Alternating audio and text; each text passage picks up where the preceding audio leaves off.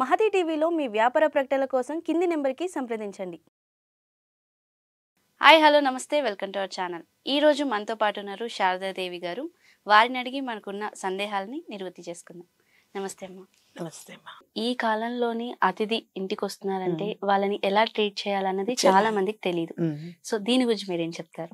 అయితే అతిథి దేవోభవ, ఎవరికి లేక ఎవరి గుమ్మాల్లో ఎవ్వరు అడుగు పెట్టరు, అవసరమే లేదు. ఆ రోజుల్లోనూ లేదు, ఈ రోజుల్లోనూ లేదు. ఎక్కడో కొంతమంది ఉంటారు, వాళ్ళు వచ్చారంటే నెలల తరబడి సంవత్సరాల తరబడి మనకి భారమైనా కూడా పట్టించుకోనటువంటి వాళ్ళు ఉంటారు. వాళ్ళు అతిథులు కాదు, వాళ్ళు మన ఇంటికి అతిథులు కాదమ్మా. ఏదో ఒక పని మీద ఒక బాటసారిగా అనుకోండి. బాటసార్లు ఇప్పుడంటే ఇలా ఉన్నాయి, అన్నీను హోటళ్ళని ఇవన్నీ ఉన్నాయి ఇప్పుడు. కానీ అప్పుడు అలా కాదు, పూటకూళ్ళ అమ్మలని ఉండేవారు. వాళ్ళు ఎంతో కొంత వాళ్ళు ఇంత కావాలి ఇంత ఇవ్వండి అని ఎవరిని కూడా అడిగేవారు కాదు. వాళ్ళు అతిథి బాటసారి వెడుతూ ఆ బాటన వెడుతూ అక్కడ భోంచేసి ఆ రోజు రాత్రికి అక్కడ విశ్రమించి, ఎందుకంటే చీకట్లో ప్రయాణం చేయలేరు కాబట్టి విశ్రమించి వెడుతూ ఆ వండి పెట్టిన ఆ తల్లికి ఎంతో అంత ఇచ్చి వెళ్ళేవారు. ఆ డబ్బుని వాళ్ళు కుటుంబానికి ఉపయోగించుకునేవారు ఆడవాళ్ళు. అలాగే మన ఇంటికి వచ్చినప్పుడు అతిథి దేవోభవ అన్నారు. అతిథికి భోజనము మనస్ఫూర్తిగా పెట్టాలి. మీ బిడ్డకి ఎలా అయితే పెడుతున్నారో అదే విధంగా ఇంటికి వచ్చిన అతిథికి పెట్టాలి. మీ ఇంట్లో ఈరోజు గారెలు చేసుకోవచ్చు, మీరందరూ తిన్నారు అనుకోకుండా నాలాంటి వాళ్ళు ఎవరో అతిథులు వస్తారు, ఎవరో ఒక అతిథి రావచ్చు. ఈ లోపల పొద్దునే మీరు తింటూ, అయ్యో పొద్దునే వాడు వెళ్ళిపోయిన తర్వాత చేశాను, అయ్యో పిల్లవాడి వాళ్ళ 4 గారెలు వాడి కట్టి పెట్టాలి, వాడు తినలేదు, లేకపోతే ఈ పాయసం అట్టి పెట్టాలి అని దాచిపెట్టారు ఒక గిన్నెలో. అనుకోకుండా అతిథిగా నేనే వచ్చాను అనుకోండి, లేకపోతే ఎవరో వస్తారు, మీ వాళ్ళు కావచ్చు, మీ తల్లి కావచ్చు, తండ్రి, ఎవరైనా సరే. మనం ఇంట్లో నివసించే ఆ 2 ఆ 4 ఆ 10 మందో కాకుండా మన గడపలో ఎవరి అడుగు పెట్టినా అతిథే. అప్పుడు ఏమవుతుంది, మీకు బిడ్డకి దాచిపెట్టినటువంటి ఆ 4 గారెలు అనుకోండి, బూరెలు అనుకోండి, పాయసం అనుకోండి, మొట్టమొదట వాళ్ళకి భోజనం కడుపు నిండా పెట్టి వడ్డించేయండి. అంటే మీ బిడ్డకి పెట్టింది మీరు పెడుతున్నారంటే మనస్ఫూర్తిగా 100కి 100 పాళ్ళు మీరు అక్కడ మీ బిడ్డతో సమానంగానే చూసారు. అక్కడ అవి దాచిపెట్టేసి ఏదో ఉన్నది ఏదో ఒకటి, ఏ పచ్చడో ఏదో ఒకటి వేసి పెడదామంటారు. అది కాదు. అలా ఎక్కడైతే భోజనం పెడుతుందో, ఏ ఇల్లాలైతే అలా భోజనం పెడుతుందో, తప్పకుండా ఆ భోజనం చేసినటువంటి వ్యక్తి, అది మనవాడు కావచ్చు, బాటసారిన వెళ్ళే ఇంకొక అతిథి కావచ్చు, మన ఇంట్లో రిలేషన్ అయినటువంటి వాళ్ళు కావచ్చు, లేదా ఆ బాటను పెడుతున్న బాటసారి అనుకోకుండా మన ఇంటికి రావచ్చు. వాళ్ళకి మీరు ఎప్పుడైతే అలా పెట్టారో, 10 కాలాల పాటు చల్లగా ఉండమ్మా, ఇంత బాగా నాకు భోజనం పెట్టావని మనస్ఫూర్తిగా దీవిస్తారమ్మా. ఇంతకంటే ఏం కావాలి ఆలోచించు. కుటుంబ క్షేమంలో కావాల్సినటువంటివి ఇవే. ఇవి తెలియకుండా ఈ రోజుల్లో ప్రవర్తిస్తున్నారు. ఒకటి, ఇంకొకటి కూడా మీకు చెప్తాను. అంటే ఇటువంటి మాటలు మాట్లాడుకుంటున్నప్పుడు అలవోకగా మనకు ఒక బాధ వచ్చేస్తుంది. ఏమ్మా, అయితే ఏమవుతుందంటే మీకు చెప్తున్న వాటిల్లో ఇంకొకటి కూడా చెప్తాను నేను. అర్ధాకలి వలపక్షము, మీరు ఈ మాటలు విని కూడా ఉండరు. అర్ధాకలి వలపక్షము, కొత్తగానే పుత్రశోకము. అర్ధాకలి వలపక్షము అంటే పుత్రశోకము.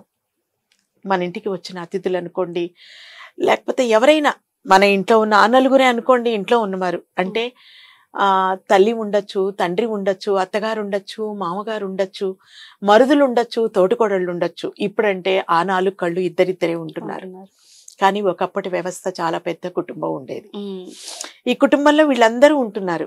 దాంట్లో మీ అమ్మగారు నాన్నగారు ఉండొచ్చు, లేదంటే మీ మరుదులు ఉండొచ్చు, అని చెప్పాను కదా, తోటికోడళ్ళు, అన్ని రకాల వాళ్ళు ఉండొచ్చు, మీ పిల్లలు కూడా ఉన్నారు. అందరికీ బారు తీర్చి బంతిలో భోజనం పెడుతున్నారు. కొంతే పెట్టారు, ఇంకా లేదని చెప్పేశారు. అది ఎప్పటికీ మంచిది కాదు. మీకు అక్కడ తక్కువ ఉంది, 10 మందికి సరిపడా లేదు అని మీకు అనిపించినప్పుడు ఒక 4 పక్కన పెట్టండి, ఒక 5 నిమిషాలు ఆగండి, వడ్డిస్తానని ఈ 4కి సరిపోతుందా లేదా అని చూసుకొని వాళ్ళకి భోజనం పెట్టాలి. కడుపు నిండా పెట్టాలి, అర్ధాకలి పెట్టకూడదు. మీరు పంచభక్ష పరమాన్నాలు పెట్టమని ఎవ్వరూ చెప్పలేదమ్మా. మీకు ఉంటే పెట్టండి, ఉంటే పెట్టండి, లేకపోతే లేదు. పచ్చడి మెతుకులైనా కడుపు నిండా పెట్టండి. గడ్డ పెరుగు వేయకపోవచ్చు, మజ్జిగ చేసి, మంది ఎక్కువైతే మజ్జిగ పల్చన అవుతుందని పెద్దవాళ్ళు చెప్పారు కదా, అట్లా గడ్డ పెరుగు వేయకపోయినా పల్చగా చేసి వాళ్ళకి తృప్తిగా మజ్జిగ వేసి పెట్టండి. అక్కడికి ఇది అవుతుంది. బలపక్షం, ఇది అర్ధాకలి గురించి చెప్పా. తృప్తిగా పచ్చడన్నమే తిన్నారు, పంచభక్ష పరమాణాలే తిన్నారు, ఇక్కడ తృప్తిగా తిన్నారు వాళ్ళు. ఎక్కడ అర్ధాకలితో అబ్బాయి ఇంకొంచెం తింటే బాగుండు, ఇంకొక కొంచెం పెరుగు వేస్తే బాగుండు, కాస్త ఎందుకని వాళ్ళు ఇలా పెట్టారు అని అనుకోలేదు. వాళ్ళు తృప్తిగా తిని వెళ్ళారు. అక్కడికి అది అయింది. బలపక్షం అంటారు. బంతిలో అందరూ 10 మంది కూర్చుని భోజనాలు చేస్తున్నప్పుడు మీ అమ్మ, నాన్న, నాలాంటి వాళ్ళే నీకు చాలా ముఖ్యమైన వాళ్ళు. ఏదైనా అనుకో, నీ పిల్లలే అనుకో, ఒక గిన్నెలోంచి పెరుగు తీసుకొచ్చావు, వీళ్ళకి భోజనం పెట్టాం, పెరుగు వేసావు, గబుక్కున లోపలికి వెళ్ళావు, నీ పిల్లలకి వేసావు, మీ అమ్మకి నాన్నకి పెరుగు వేసావు, మీ అక్క చెల్లెళ్ళకి వేసావు, లోపలికి వెళ్ళి కొంచెం నీళ్లు పోసుకొచ్చేసావు, పోసి మిగతా వాళ్ళకందరికీ వేసావు. దీన్ని వలపక్షం అంటారు. పెట్టకూడదు అది. అర్ధాకలి, వలపక్షం, పుత్రశోకం. అంటే చిన్నప్పటి నుంచి నేను విని పెరిగింది కూడా చెప్తున్నానమ్మా. పుత్రశోకము అంటే ఈ పుత్రుల్లో పిల్లలు పుట్టక బాధపడచ్చు. రుణం లేకపోతే పిల్లలు పుట్టరు, అది ఒక విధానం ఉన్నది.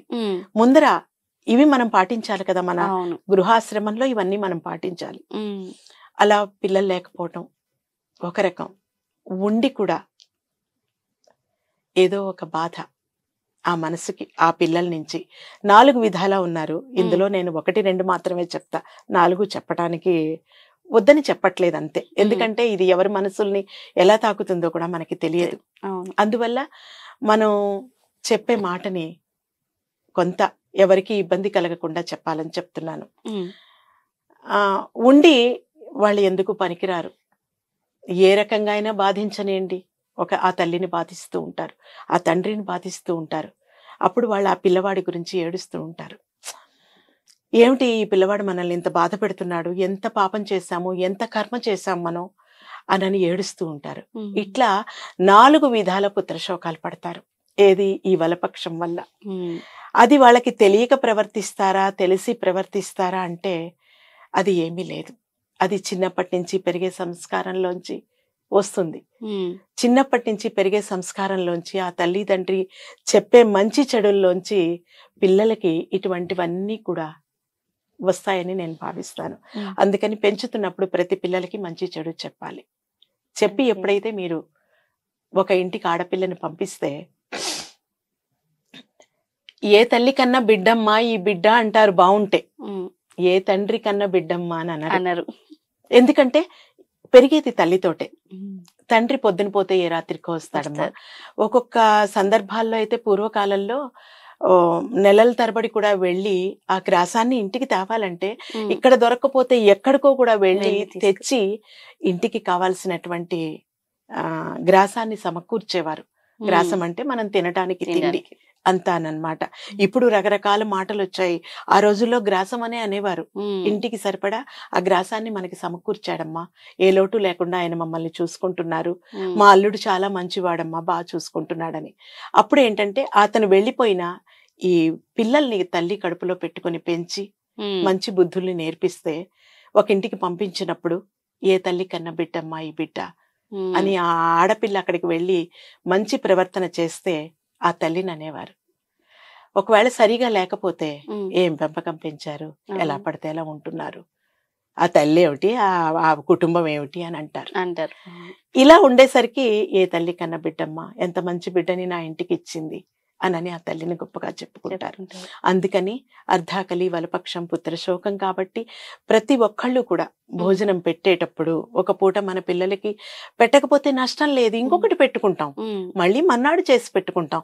లేదు మన దగ్గర లేదు, మనకి పరమాత్మ మనకి ఇస్తాడు, ఇంత చల్లగా ఉండండి అమ్మా అని ఆ తిన్నటువంటి వ్యక్తి మనల్ని దీవించి వెళ్ళినప్పుడు మనకి ఈ ప్రకృతి అనుకోండి, మనం పూజించే భగవంతుడు అనుకోండి, ఆ తిన లోటు జరుగుతుందా అమ్మా? జరగదు కదా. అందుకని ఎప్పుడు కూడా అర్ధాకలి వలపక్షం లేకుండా ప్రతి ఒక్కళ్ళు కూడా అతిథిని గౌరవించాలి. ఈ అతిథి మర్యాదలో ఉన్నటువంటి విధానం ఇదన్నమాట. ఓకే అమ్మా, ఇంత మంచి వీడియో మా కోసం చెప్పినందుకు థ్యాంక్ యూ సో మచ్. నమస్కారం అమ్మా.